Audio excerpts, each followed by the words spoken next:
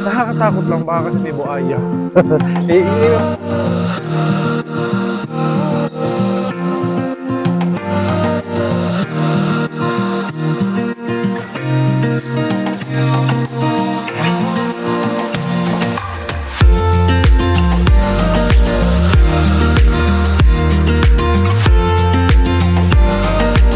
guys, welcome back to my channel. So for this videos guys, nandito tayo ngayon sa Sanling Sea. Ngayon ay kararating lang namin ng Sanling Sea. So nag-rides kami. Sa rides namin, marami kaming dinadaanan. May mga view na makikita natin sa daanan. So nag-stop over kami, nagpipicture kami, nag-video ako. Kasi gusto kong ma-enjoy yung time na ako lang talaga. Alam niyo, yung tipong wala kaming pasok, ganito, day off. So, pag mga Chinese New Year kasi guys, lahat ng mga Pilipino at kadalasan mga Pilipino talaga, walang pasok kasi off din ng company. So, kaya ngayon, ang trip namin ngayon, Sanling Sea naman, kasi last time, di ba, share ko sa inyo, nung nandito ako sa Sanling Sea, hindi nga kami nakapasok kasi nabutan kami ng time. So, bumawi kami ngayon. Nag-rides kami ng maaga para makarating dito sa Sanling Sea. So, nakarating nga kami ng 11:30. So last time nung nag-rides kami, hapon na kami nakarating. Kaya hindi na namin na-enjoy yung pagpunta namin dito. Actually guys, itong lugar na to ay madalang ang pumupunta dito. So para sa akin, no, gusto ko siyang i-share sa inyo guys. Kasi isa din to sa magandang stress reliever pag pumunta kayo sa Sanling Sea. Kasi maraming mga view spot na mapupuntahan. Tapos maraming lugar din na pwede tayong mag-enjoy kasama yung family natin, friends, or loved ones, no? If kung kayo ay nanonood ngayon sa YouTube channel ko, please guys, punta kayo dito, visit nyo yung south na lugar dito sa amin sa Nantu. Kasi hindi talaga kayo magsisisi guys, lalo na pag nag-rides kayo or gusto nyo yung sumama sa mga trip. Hindi lang naman San Nancy ang pwede niyong puntahan dito guys. Maraming lugar din. May Snow Mountain naman dito. Meron ding Monster Village. Meron ding Sun Moon Lake na pwede kayo mag-enjoy kasama yung buong pamilya nyo. Last time nga hindi kami nakapunta, di ba? Kaya mag-enjoy tayo ngayon and tara, samahan niyo ako guys sa ating trip ngayong araw na to. So yun na nga guys, nandito na ako sa loob ng Sanling Sea. Yung iba naglalakad na, tapos yung iba naman nagpipicture-picture na doon. Ako naman, gusto ko lang mag-me time. Like, gusto ko lang i-enjoy yung lugar na to guys. No? Ang ganda kasi, siguro kung merong lugar na i-recommend ko ito kasi ang ganda ng view niya. Oh. Pang ano talaga siya, pang Australia, Australia long lugar dito. So meron may ano din dito. Ayun yung mga puno. Akala mo lang talaga yung puno patay. Pero buhay siya, guys. Mamumulaklak siya ulit. Okay. Ano ba to? Pine tree? Para siyang pine tree na ano. Oo. Tapos merong ano din doon, merong cherry blossom. Ang ganda naman dito. Kumbaga gusto mo lang mag-chill, ganito lang ganyan. Gusto mo lang me time, ganon. Ang ganda. Kung mahilig kayo sa nature, parang best recommend to sa mga nature lover. No? Kung gusto na lang ng chill vibes, yung ganon, maririnig yung mga ibon. Ganon lang. Nice siya, nice. Nice kaayo. So after nito, bababa na naman tayo doon. At check naman natin yung lugar. Guys, ito naman yung ilog na sinasabi ko kanina sa inyo. Guys, 'di ba? Kumbaga, nakakatakot lang baka kasi may buhaya. Di ba may buhaya ba tapos bigla kang kahagatin. So ang ganda lang talaga ng trip ngayon. So worth it siya pag pumunta ka dito kasi nga pag nature lover ka, katulad ko, nature lover ako din. So parang feeling ko hindi ako magsasawa. Parang gusto kong balik-balikan kasi parang ito yung healing din kasi ng inner child ko, parang ganun. Kumbaga mas nare-remind ako kasi pag ako ang mag-isa, nare-remind ako sa sarili ko or sa buhay ko sa Pilipinas, ganun. Kaya parang mas gusto kong i-share sa inyo yung ganitong ganitong experience dito sa Taiwan. Guys, oh, ito din, oh, ang ganda din dito. Ayan siya. 'Di ba? Bato-bato lang, parang parang may mga cave or what or ano ba 'to? Yung mga bato, ayan oh, ang angas lang. Tapos doon merong hanging bridge. So pupunta tayo diyan ngayon. Wala kasi siyang ano, wala siyang translation ng English kaya hindi natin mababasa. So, I don't know, hindi ko siya ma-share sa inyo guys, hindi ko siya mababasa. Tara, punta tayo sa may um, hanging bridge. Yes, yung hanging bridge. Tapos meron ditong recreation area. So, pwede kayo magpahinga dito. Then dito. So, ito yung sa hanging bridge. Lakad tayo. Konti. Ay, nakakalula siya. So, sa hanging bridge pa lang, makikita nyo na to guys. Diba? Ang ganda oh. Ang ganda. So, nature lang talaga siya guys. Diba? So, mahilig sa mga trail, ganyan. Ayan, dito yun sa Salming Sea. Then, the rest of the people nasa taas. Pag pumunta ka dito guys, ayan. Yeah. So, ngayon guys, dito muna kami sa baba ng Salming Sea. Kakain muna kami kasi may baon kami. So, bawal na daw kumain doon sa may recreational area. Kasi daw, pwede lang daw yun sa mga bumibili doon. So, ngayon, nandito kami sa space na to. Merong kubo-kubo dito. So, naglakad lang kami ng mga 1 minute. Then, pagdating dito kakain na kami. Kasi may mga kubo-kubo guys. Oh. Maliliit siya. Ayan, mga kubo-kubo. So, kain tayo. No? Samahan nyo kaming kumain.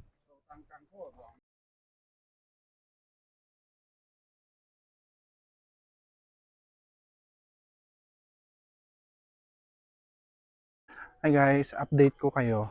Dito na kami sa hotel nila dito sa may taas ng Sunling Sea. Nakikita nyo dyan, yan na yung hotel. Yung hotel. So may mga hotel dito, pwede kayong mag-book ng hotel. No, nasa Klook din naman to. Or pwede kayong pumunta sa trip.com. Kasi yung trip.com meron silang mga hotel then na fini-feature doon at pinapakita kong available siya dito sa Sunling Sea. Dito sa malapit sa may hotel, merong bus station. Yung bus station na yan guys, yan yung sasakyan natin mamaya paakyat doon sa waterfalls na known dito sa Sunling Sea. So isa din sa mga pinupuntahan ng mga Pinoy yung falls na to. So pipila tayo dito kasi may pilahan naman dito, pipila tayo. Then after ng mga 15 minutes, sasakay tayo sa bus. So every 15 minutes yung bus nila dito. So mabilis lang naman. So wag lang talagang dumating ang cut-off like mga 5 p.m. ganun kasi magko-close talaga siya. So pipila muna tayo dito sa pilahan. So dito tayo, uupo tayo.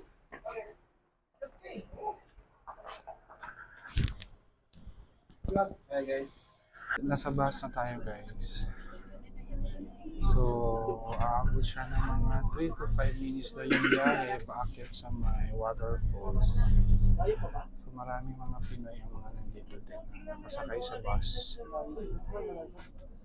So, yung mga nasa likod may mga Pinoy din. Then, may mga local din dito, mga Chinese. So, pwede ka naman maglakad yan paakyat. Pero mas convenient siya pag ikay nakasakay sa bus, diba? Kasi hindi ka mapapagod kung ikay na may tamad maglakad. Pero kung ikay masipag-sipag sa paglalakad, mas okay kung maglakad ka kasi may mga views din na maganda din talaga pag sa naglalakad ikaw dito sa loob ng Sunling Sea. Guys, another destination na naman tayo ngayon dito sa may Sunling Sea. Actually, yung Sunling Sea kasi guys, for your information guys ha, malawak kasi ang Sunling Sea. Siguro umabot siya ng 40 hectares, di ba, according to my research. Kaya, hindi mo siya kayang libutin pag ikay maglalakad dito sa Sunling Sea. So, dapat meron din talagang bus para malibot nyo yung buong Sunling Sea. So another destination naman tayo guys dito sa isang venue nila. No, makikita nyo ito malaking ano guys, malaking ethics dito banda. Ayan, makita nyo yung malaking ethics dyan. Yan yung malaking ethics, makikita nyo siya dyan. Parang fertility, paniniwala nila. Ito yung mga fertility na lugar. So kung mahilig ka sa mga paniniwala na ganito, ganyan. So pwede ka dito kung gusto mo talagang magkaroon ng anak. Ito daw yung sinasabi nila yung fertility na lugar. So pwede kayo dito. Tapos, meron din silang pinoprovide dito guys na para siyang hall. Pwede kang kumain dito. So marami ang pwedeng mangyayari dito or magagawa natin pag nandito tayo. So merong hall dito. Pwede kang mag-order ng food din dito, kakain ka. So nasa sa'yo na yun kung ano yung gusto mong gawin, kung ano yung trip mo, 'di ba? So ayun na nga for now, maglalakad tayo guys dito sa may falls nila. Puntahan natin to guys. Ngayon medyo walang tubig, kaya kaya hindi masyadong maganda tingnan yung falls nila ngayon. Oo, promise, lakad tayo. So yung nilalakaran ko ngayon ay ganito, tubig tsaka bato. Ayan, tubig tsaka bato. Ayan, no? Ayan. Or parang batong nalaglag. Ang ganda nun. Let's see, let's see. Ayan, ito yung nakikita natin sa loob ng sa YouTube at sa online. Ang ganda. Parang may mga, ano ba yan, ugat-ugat. Ang ganda niya, oh. Dito na ako sa may tuktok niya. O sa may ilalim ng Sunling Sea. Ayan. So, nagpahinga lang tayo konti dito. Gusto ko lang i-enjoy yung view. Ang ganda niya kasi. Hindi mo mapagkakaila talaga na recommended talaga siya sa lahat ng mga biyahero, sa mga gusto ng nature. Pwede talaga kayong pumunta dito. Isa sa recommend ko sa inyo, Sunling Sea.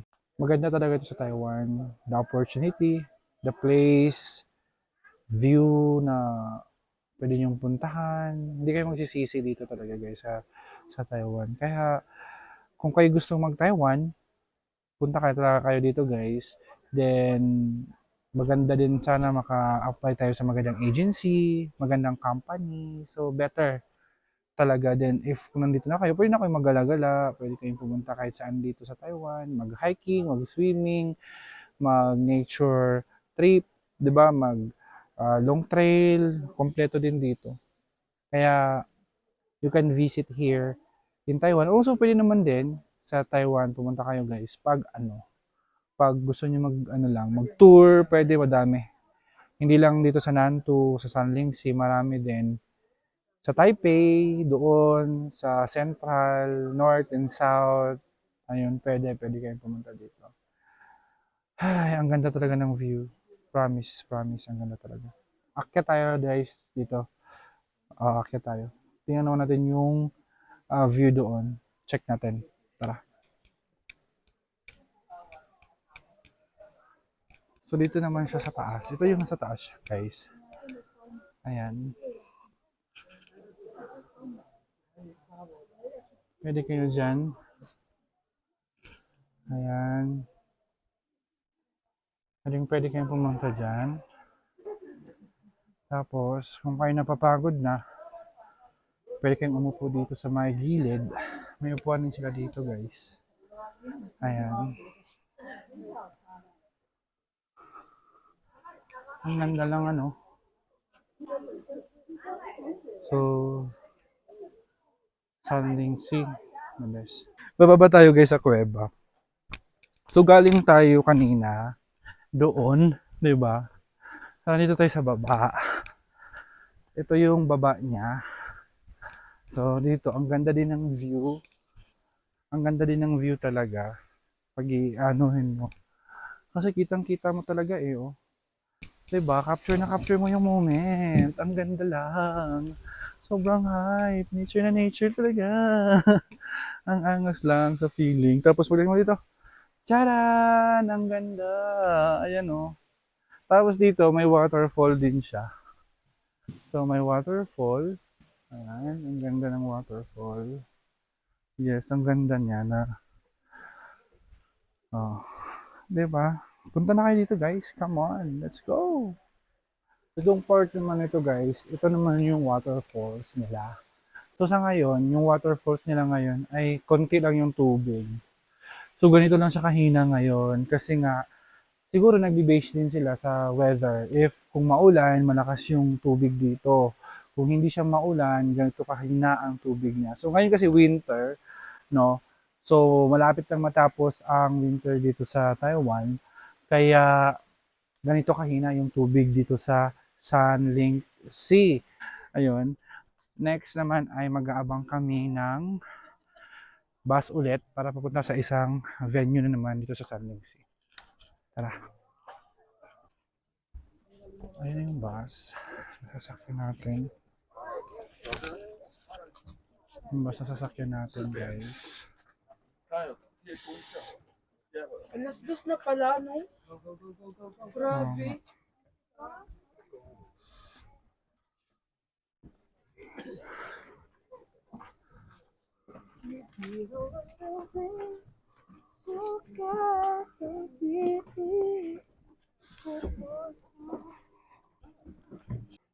Guys, dito tayo sa may pasalubong center nila.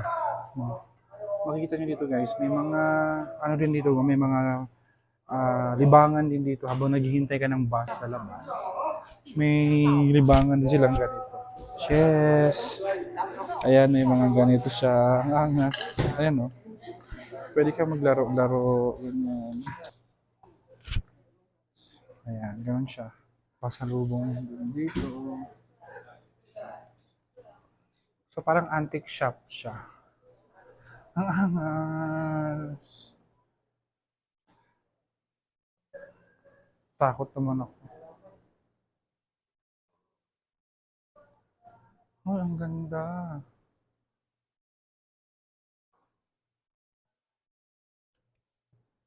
Ganda, oh.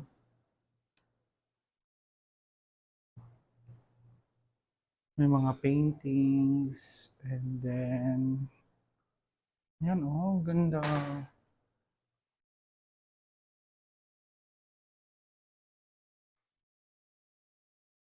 Ang ganda dito. Totoo lang. Natapos tayo yung ating activity ngayong araw. And yes, I hope na nag-enjoy tayong lahat sa ating new adventure ngayong araw na to. And yet, I hope na makavisit din kayo dito guys sa Taiwan.